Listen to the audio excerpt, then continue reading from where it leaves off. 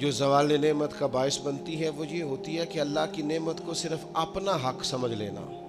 اللہ نے جو ہمیں دیا ہے نا وہ سارا ہمارا نہیں ہوتا، اس میں مسکین کا بھی حق ہوتا ہے، یتیم کا بھی حق ہوتا ہے، کمزور کا بھی حق ہوتا ہے، سائل کا بھی حق ہوتا ہے۔ سخت جملہ ہے اور چلو کوئی بات نہیں، کبھی کبھی کڑوی گولی سے بھی فرق پڑتا ہے۔ بعض لوگوں کو اللہ نعمت دیتا ہے وہ سانپ بن کے بیٹھ جاتے ہیں، وہ سمجھتے ہیں ہمارا حق ہے اور کسی کو دے کے احسان جتلاتے ہیں۔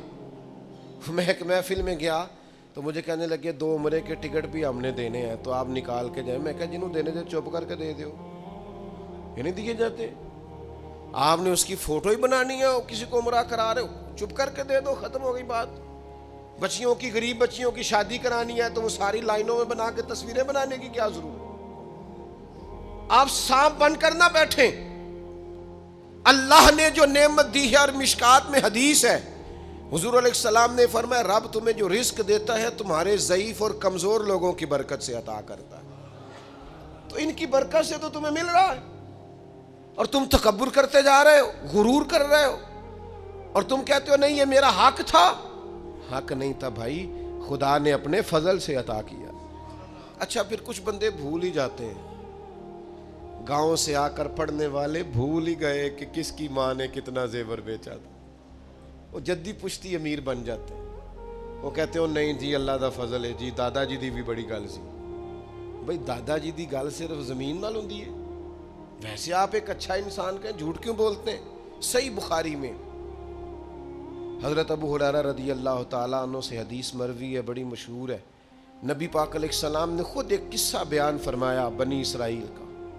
حضور فرمانے لگے 3 شخص تھے، ایک کوڑ کے مرض میں مبتلا تھا، کوڑا تھا، ایک گنجا تھا، ایک نابینا تھا، ہر وقت پریشان رہتے تھے۔ میرے رب نے ان کو آزمانے کا فیصلہ کیا۔ دیکھو اللہ کے آزمانے کا طریقہ کیا ہے۔ ایک فرشتہ انسانی شکل میں آیا، سب سے پہلے جس کو کوڑ کا مرض تھا اس کے پاس آیا۔ حضور سید عالم صلی اللہ تعالیٰ علیہ وسلم بیان فرماتے ہیں، اس نے آ کے اس سے کہا کیا چاہتے ہو؟ اس نے کہا یار مجھے کوڑ کا مرض ہے، لوگ مجھ سے نفرت کرتے ہیں، گھن کرتے ہیں، کاش میری کھال ٹھیک ہو جائے، جلد ٹھیک ہو جائے، بیماری چلی جائے۔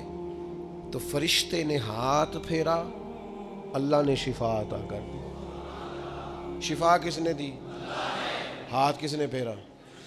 تو کوئی عرض نہیں، اگر کسی وقت کوئی بزرگ دم کر دے، ہاتھ پھیر دے تو شفا اللہ ہی دیتا ہے۔ بخاری میں موجود ہے جو روایت عرض کر رہا ہوں۔ فرشتے نے ہاتھ پھیرا، اللہ نے۔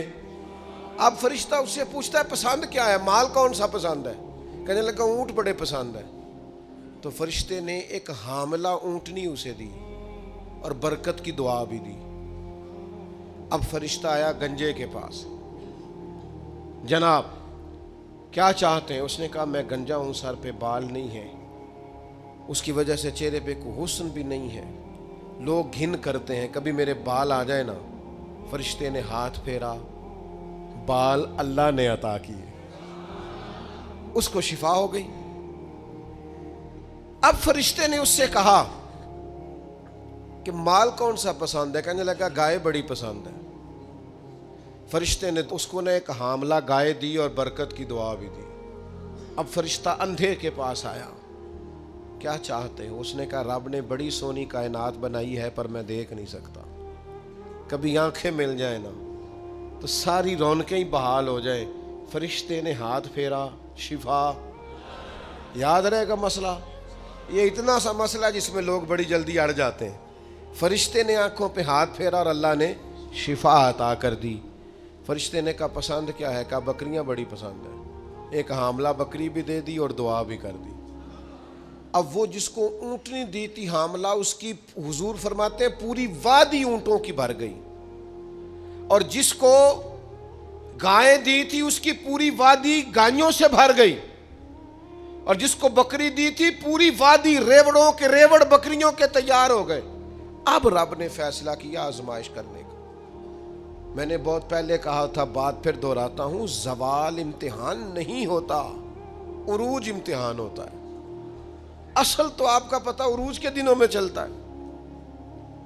اللہ نے فرشتہ بھیجا، وہی انسانی شکل میں سب سے پہلے اس کوڑ کے مرض والے کے پاس آیا، کہا یار میں مسافر ہوں، کہیں سفر پہ جانا تھا، تو اللہ کی مدد آپ کا تعاون درکار ہوا تو سفر ہو سکتا ہے، ایک اونٹ مجھے چاہیے۔ تو اس نے وہی بات کی جو کئی امیر لوگ کرتے ہیں، یہ صحیح بخاری میں موجود، کہنے لگا یار میرے ذمے تو حقوق ہی بڑے ہیں، سادہ ترجمہ کریے، میرے تے خرچے ہی بڑے نے جی، تانوں کی دسی، ادھر بھی جا رہا ہے، ادھر بھی، اے بھی آسمان میں تمے ہے، اے بھی میں، اتنے خرچے ہیں میرے، یہ بھی کرنا ہے، وہاں بھی کرنا ہے۔ اس نے وہی بات سنائی، تو وہ فرشتہ کہنے لگا تو پہلے ایک کوڑی نہیں تھا، تو ناراض ہو گیا؟ کہنے لگا میں تو جدی پشتی رئیس اعظم ہوں، باپ دادا کی جائیداد ہے ساری جو مجھے ملی ہوئی۔ اس نے کہا اگر تو جھوٹا ہے نا تو اللہ کرے اسی طرح کا ہو جائے جس طرح کا پہلے تھا۔ اب وہ آیا گنجے کے پاس، اس سے کہا مسافر ہوں، سفر پہ جانا ہے، اللہ مدد کرے، آپ تعاون کریں تو سفر آسان ہو سکتا ہے، مجھے ایک گائے چاہیے، اگر آپ دے دیں تو۔ وہ کہنے لگا میرے تو ذمے حقوق ہی بڑے ہیں۔ اس نے کہا یار تو پہلے گنجا نہیں تھا، بیمار نہیں تھا، کچھ بھی نہیں تھا، بھوک تھی۔ کہنے لگا خبردار، میں تو جدی پشتی رئیس آدم ہوں، باپ دادا سے امیر ہوں۔ اس نے کہا اچھا اگر تو جھوٹا ہے تو ویسا ہی ہو جائے جیسا پہلے۔ اب وہ آیا نابینا کے پاس، اس نے آ کے کہا مسافر ہوں، سفر پہ جانا ہے، اللہ مدد کرے، آپ تعاون کریں تو سفر آسان ہوگا، مجھے ایک بکری چاہیے اللہ کے نام پر۔ تو وہ اندھا کہنے لگا رب کے نام پر تو نے لینی ہے تو ایک کیوں لیتا ہے، جتنی چاہیے لے لے۔ اور میں تو پہلے اندھا تھا، میں مسکین پرانا خادم، کسے در ملی نہ ٹوئی، تے واصف یار نے نظر جو کی تھی، تے واصف شروع سے پڑھتے ہیں، سے ثبوت نہ پوچھو میں تو، پلا نظر کرم قد ہوئی، اے میں جانا یا دل بر جانے، غیر نہ جانے کوئی، میں مسکین پرانا خادم، کسے در ملی نہ ٹوئی، اے تے واصف یار نے نظر جو کی تھی، تے واصف ہی ہوئی، میں تو اندھا تھا، پلے شے ہی کوئی نہیں تھی، تو کریم نے کرم کیا، جتنی تیرا دل کرے لے جا۔